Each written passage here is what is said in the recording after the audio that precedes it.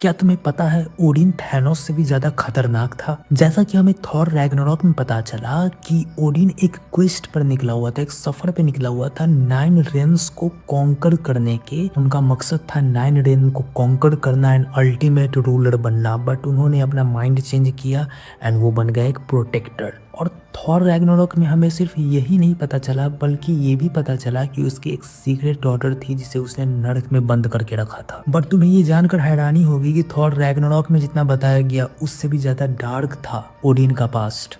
Thor Ragnarok film के अंदर हम देखते हैं कि हेला एस्गार्ड को टेक ओवर कर लेती है, यानी कि एस्गार्ड पे पूरा अपना कब्जा कर लेती है। यानी कि हेला जाती है वॉल्ट में जहां ओडिन अपने ट्रेजर्स को रखता था। और जब हेला उस वॉल्ट में जाती है और वो देखती है कि थैनोस का गॉन्टलेट वहाँ रखा हुआ है, समझ रहे हो, वही गॉन्टलेट जिसमें इन्फिनिटी स्टोन लगाकर थैनोस ने स्नैप किया था, वो आराम से वहाँ पे पड़ा हुआ था।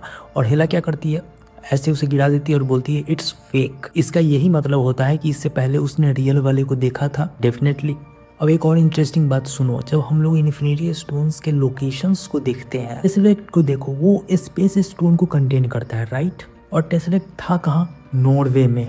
नॉर्वे जहाँ एक वक्त पे नॉर्डिक गॉड्स रूल किया करते थे। और हम ये भी जानते हैं कि ओडिन के पिता ने ही रियलिटी स्टोन को कैप्चर किया था और रखा था। रियलिटी स्टोन का लोकेशन ओडिन को भी पता था क्योंकि उसी के पिता ने उसे छुपा के रखा था एक वक्त पे। बट अब तुम्हें सबसे इंटरेस्टिंग बात बताने वाला हूँ जो कि सोल स्टोन के बारे में है, ध्यान से सुनना। अब हम सभी जानते हैं कि हेला कोई और नहीं बल्कि थॉर की स्टेप सिस्टर है, यानी कि सौतेली बहन। और सौतेली बहन है, इसका मतलब ये है कि वो थॉर की जो माँ थी उसकी बेटी नहीं है, यानी कि ओडिन के दूसरी बीवी सी हुई औलाद थी हेला।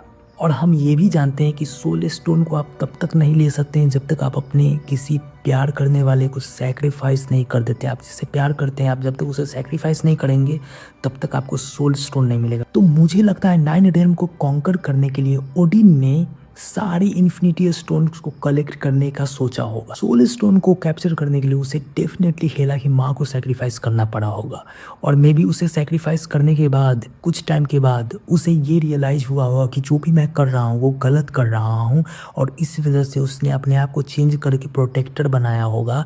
बट हेला वो जैसी थी वैसी ही रह गई, इसी कारण ओडिन ने उसे नर्क में बंद किया था। और जब वो आज़ाद हुई तो उसने क्या कहर मचाया तुमने देखा ही। तो मेरा अजम्पशन ये है कि अगर ओडिन अपने प्राइम में होता तो थैनोस छोड़ो गैलेक्टस को भी धूल चटा देता। बाय।